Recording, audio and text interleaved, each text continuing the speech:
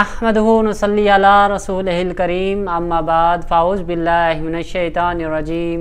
ख़वातीन हज़रात, बरकत रमज़ान अफ्तार ट्रांसमिशन में आपको खुश आमदीद कहता हूँ। अल्लाह सुबहाना व तआला का लाख लाख शुक्र है कि उस रब्बे कायनात ने आज 28वां रोज़ा नसीब फरमाया। नाज़रीन, ये माह सियाम रुखसत होने को है। आज 28 रोज़े मुकम्मल हो चुके हैं और ये महीना हमसे बिछड़ गया। हमने अपनी गफलत, लापरवाही और अल्लाह को याद सही मानों में ना कर सके। अल्लाह सुबहान व तआला से दुआ है कि अल्लाह रब्बुल इज़्ज़त हमें माफ़ फरमाए, हम इस मेहमान की कदर ना कर सके। मौज़ी सामीन, अल्लाह सुबहाना व तआला की शान जल्ला शाना, ऐसी शान वाला वो रब कि जिसने हमें ये माह सयाम अता फरमाया, लेकिन हम इसकी कदर सही मानों में ना कर सके।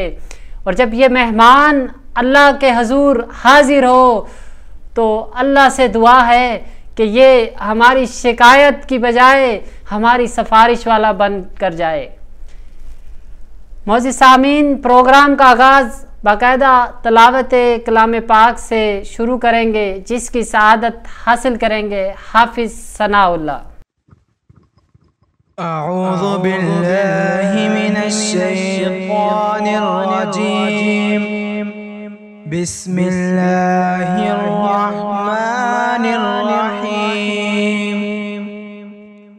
लिइलाफि कुरैश इलाफिहिम रिह्लतश शिताइ वस्सय्फ़ फलयअबुदु रब्ब हाज़ल बैत अल्लज़ी अत्अमहुम मिन जूइन व आमनहुम मिन खौफ। सदक़ल्लाहुल अज़ीम। जज़ाकल्लाह। हाफिज़ सनाउल्लाह तिलावत कुरान पाक की सआदत हासिल कर रहे थे। अब मैं हर दिल अजीज़ उस्मान भाई को दावत दूंगा।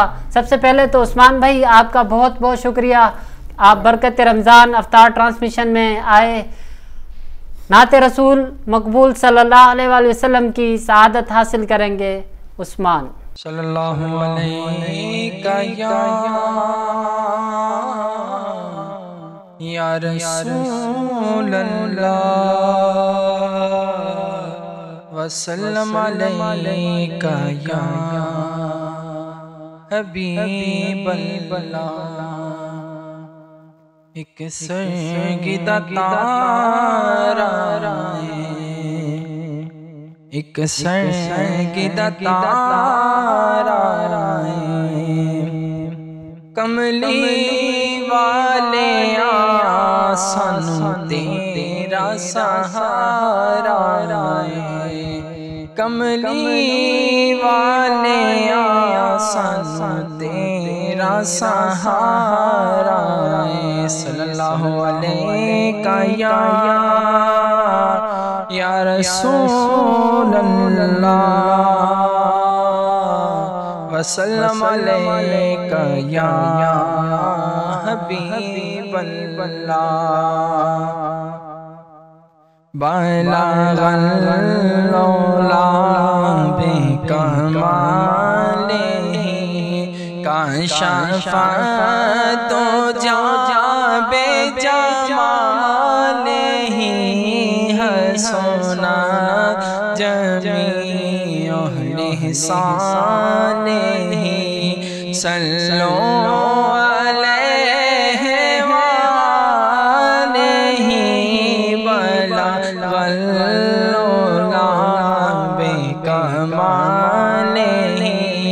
काशफ़त दो जा बेजमालिही हसना जमीअ लिसानिही। सल्लो अलैहि व आलिही बलगल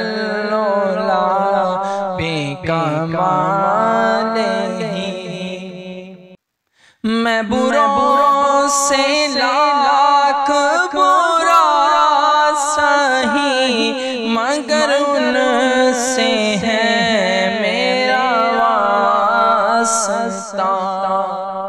मैं बुरों से लाख बुरा सही, मगर उनसे है मेरा वास्ता। मेरी लाज रखना मेरे खुदा, मेरी लाज रखना मेरे खुदा। ये तेरे हबीब की बात है, सल्लो अलैहि वालैहि। जिसे चाहा दर पे बुला लिया, जिसे चाहा अपना बना लिया, जिसे चाहा दर पे बुला लिया, जिसे चाहा अपना बना लिया। ये बड़े करम के हैं फैसले, ये बड़े करम के हैं फैसले, ये बड़े नसीब की बात है। बलागल औला बेकमालिही, या रसूल अल्लाह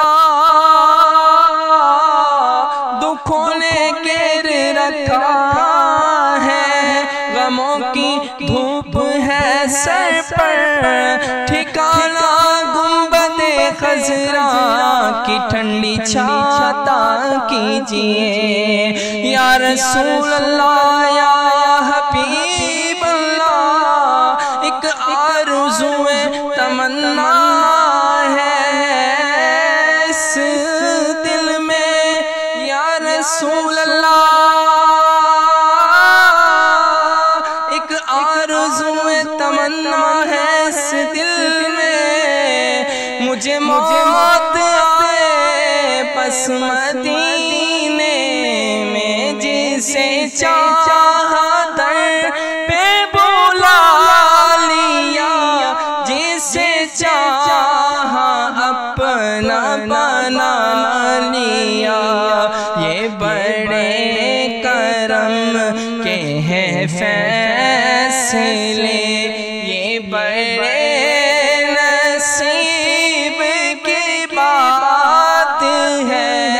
बलागल औला बेकमालिही, काशफ दुजा बेजमालिही, हसना जमी ओहले सालेही। सल्लो अलैहि वालैहि, बलागल औला बेकमालिही। सुभान अल्लाह। नाते रसूल मकबूल सल्लल्लाहु अलैहि वसल्लम की शहादत हासिल कर रहे थे उस्मान।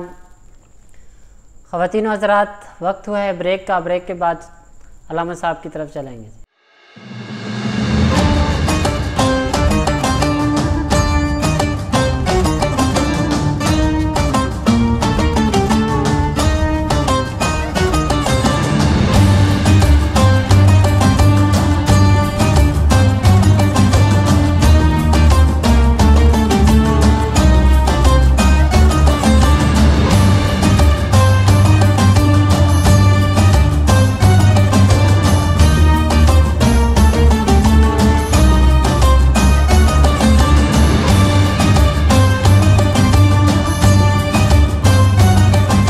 मोअज़्ज़िज़ ख़वातीन व हज़रात, ब्रेक के बाद बरकत रमज़ान अफ्तार ट्रांसमिशन में आपको एक बार फिर से खुशामदीद कहता हूँ।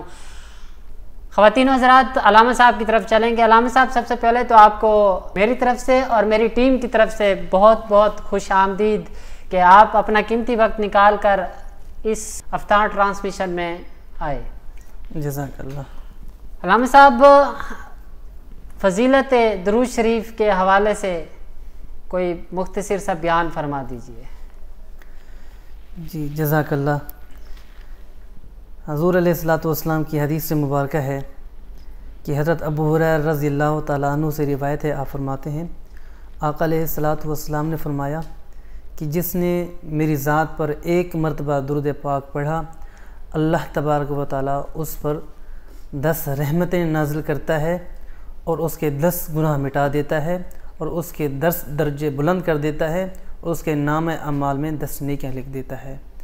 और सादतुद्दारैन की रिवायत है कि शेख अहमद बिन इदरीस आपके मुरीद का इंतकाल मक्कतुल मुकर्रमा में हुआ और जन्नतुल मुअल्लमा में उसकी कब्र बनाई गई।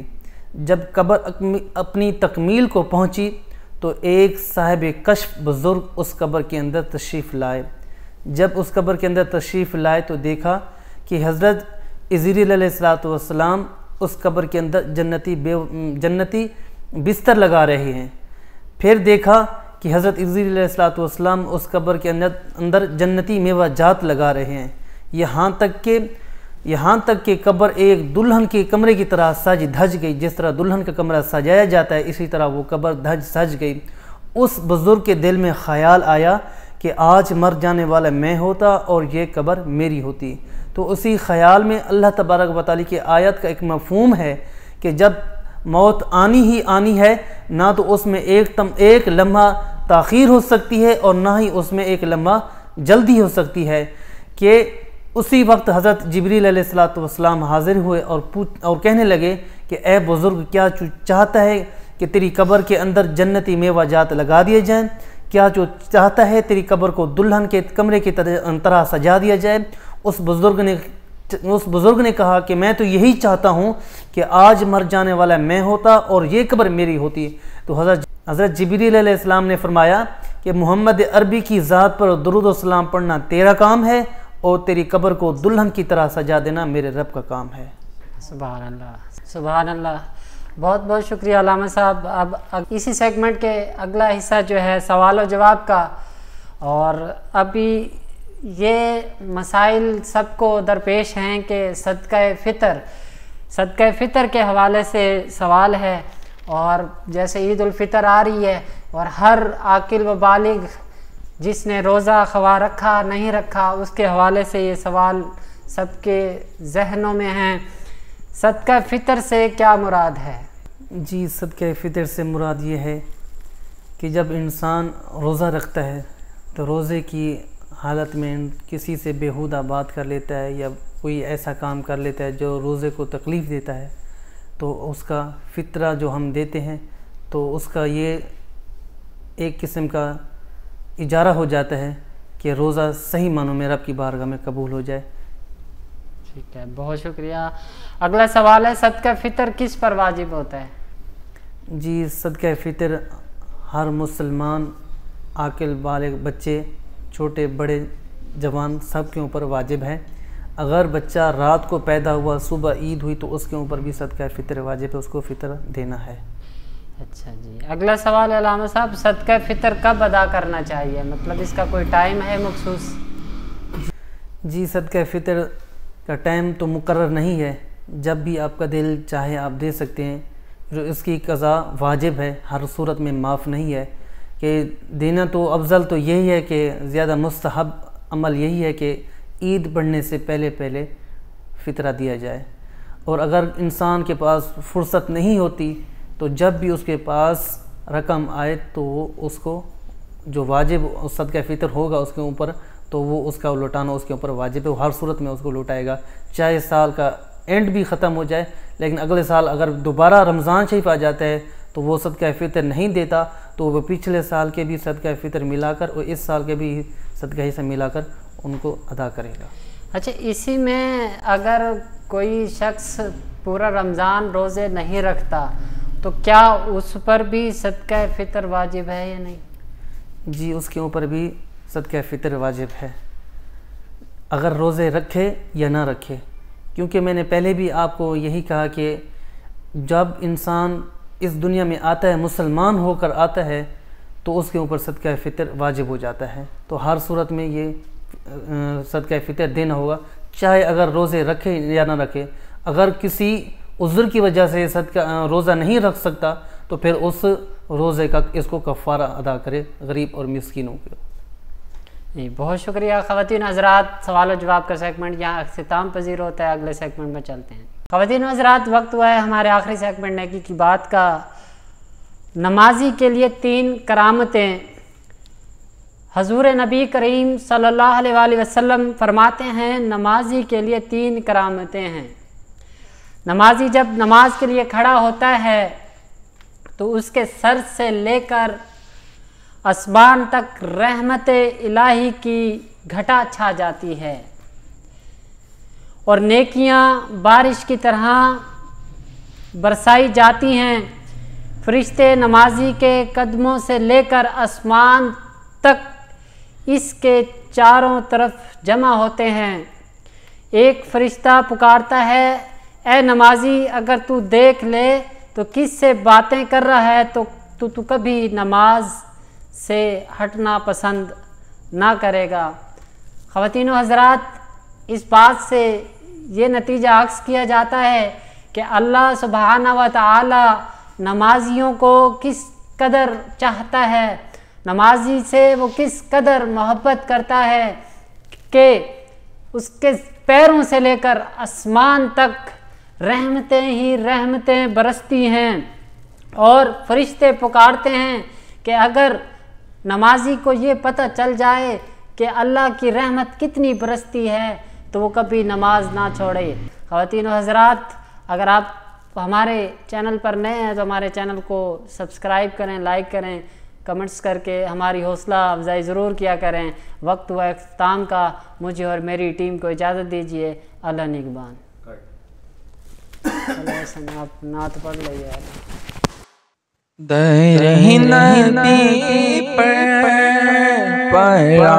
पढ़ाऊंगा,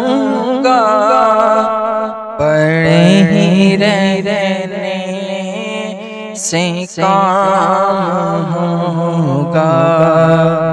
कभी तो किस्मत खुलेगी मेरी, कभी तो मेरा सलाम होगा। खिलाफे माशूक